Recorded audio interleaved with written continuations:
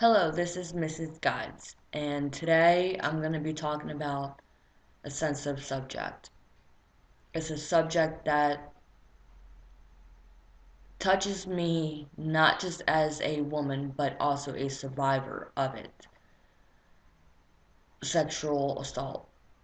Any kind of sexual violence. It's hard for me to see it in the news, knowing that I've been in the victim's shoes. I still, this happened in 2008 and it's 2012, and I still have very vivid memories of it. No matter how many times I've tried to forget it, some ways not so healthy. And that's what happens to a lot of victims. They have to try to deal with what happened to them. Not from that moment until for the rest of their lives. It's with them. And that was something that I had a hard time dealing with. I didn't, it took about a year and a half for him to even be sentenced. And the whole time he was in jail, I knew he couldn't hurt me anymore. But at the same time, I wanted it over and done with. I had to keep those memories with me for whenever I had to take the stand. Thankfully, he had some kind of sense to him that he ended up taking the plea bargain, and I didn't have to go on the stand and say everything he had done to me. But not a lot of victims or survivors of it, I want to say, are lucky enough to have somebody that does take the plea bargain. Usually it goes to trial, they have to go on that stand. Their past is brought up. You know, every little thing that they had done up until that point is brought on. It's almost like they are on trial, that they asked for it. I've had a few people since then have pretty much said, well, you asked for it. I didn't ask for some jerk, to do what he did to me. Doesn't matter that me and him had dated beforehand, because me and him had. It doesn't matter who that person was, no matter if you knew them or not.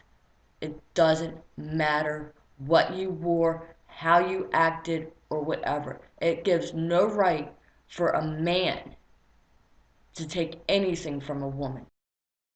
The reason why this is being brought up now is because I read a news article where there's a 17-year-old girl was assaulted at a party by two so-called friends of hers that were underage. If, and they photographed it and passed all around the pictures. It finally went to trial, and they ended up taking a plea bargain, which she didn't want. She didn't even find out until right before the hearing. She wanted to say what all happened. She wanted to share what happened to her in her voice. And they took that away from her. And so, because of the technology, the way it is, there's Facebook, there's Twitter.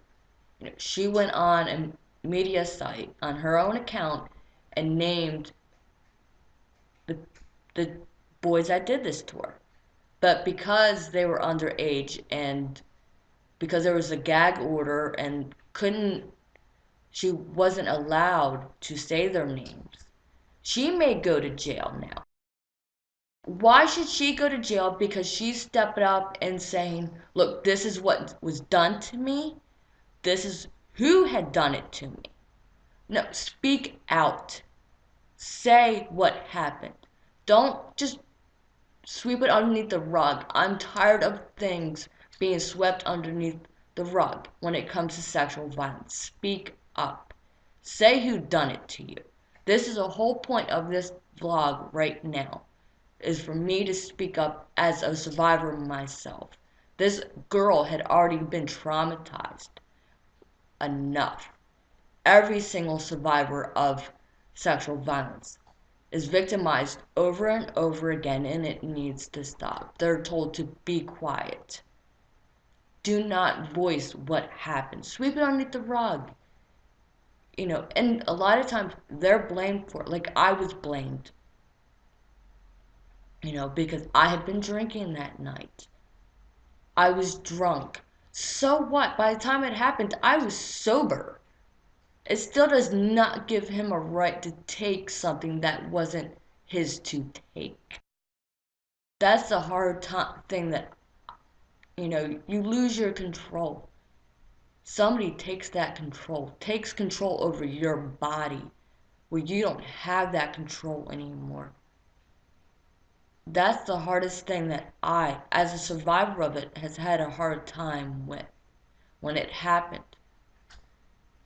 And when when it was going to trial, I had to keep those memories for a year and a half. I had to keep those memories and keep reliving it.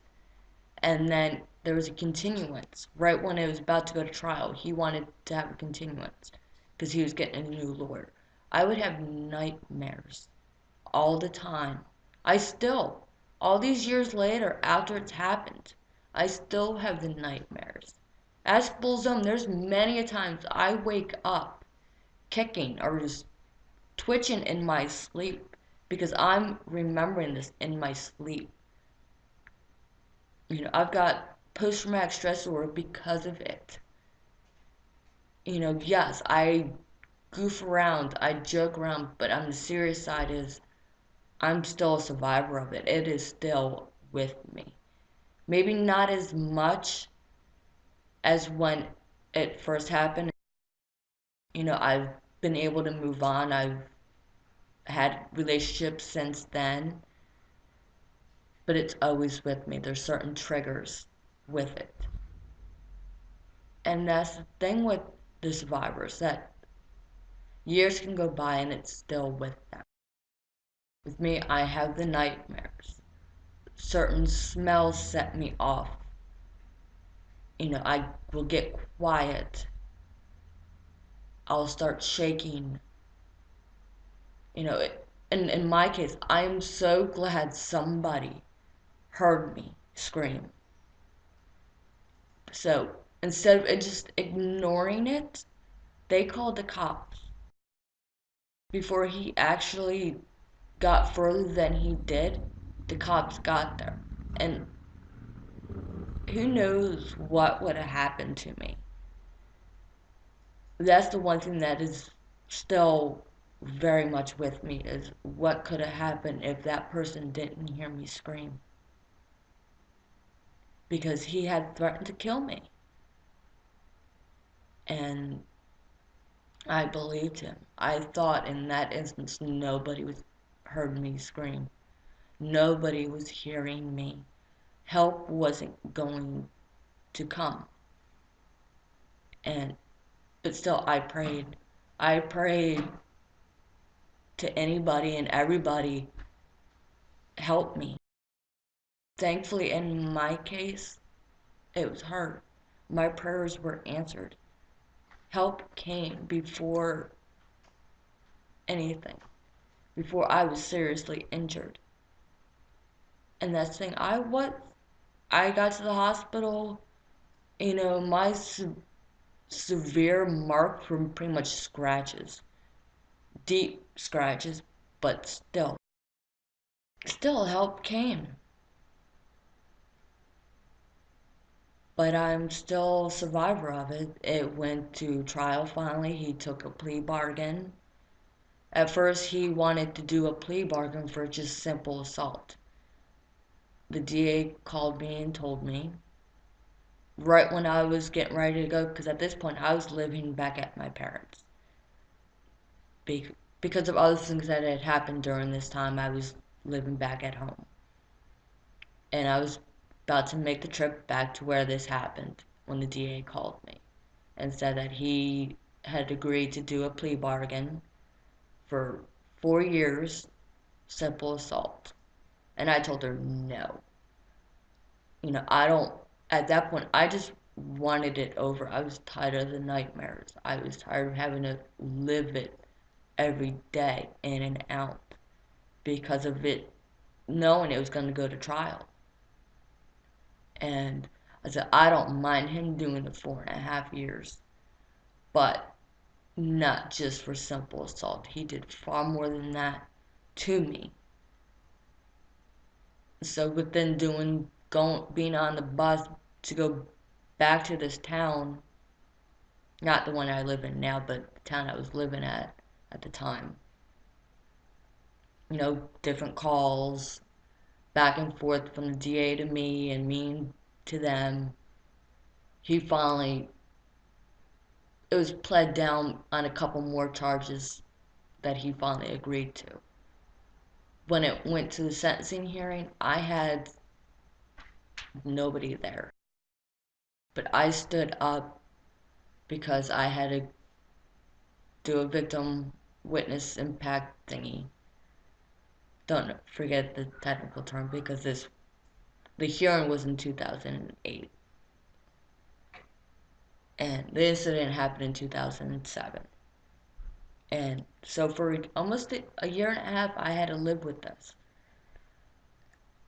So here I had to stand up. I almost couldn't make it. The DA looked back and asked me if I was okay. I said, yes, I have to get through this. Even when it first happened, and the person I was staying with at the time had called my parents when I was still in the hospital and told them what had happened to me.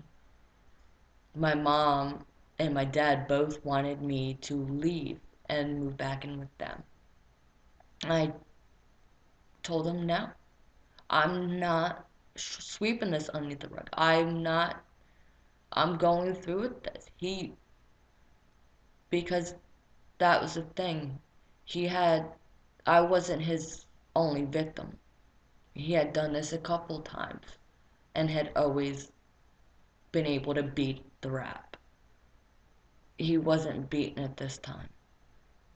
Even if I had to go on that stand and say every little thing he had done, I would have done it.